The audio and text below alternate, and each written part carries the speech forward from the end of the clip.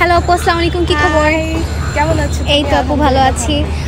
এবার ট্রায়ার্সের সেশন কেমন লাগছে? হ্যাঁ, এবারে আগেরবারের তুলনায় আরও বেশি পার্টিসিপেন্ট দেখেছি, যা অনেক ভালো। হ্যান্ডবলে তো মোটামুটি মানে ঠিক আছে, ফুটবলের তুলনায় হ্যান্ডবল একটু কম খেলা হয়, বাট আমি দেখলাম অনেকেই আগ্রহী আর সবাই অনেক ভালো খেলছে, সো ওই হিসেবে অনেক ভালো।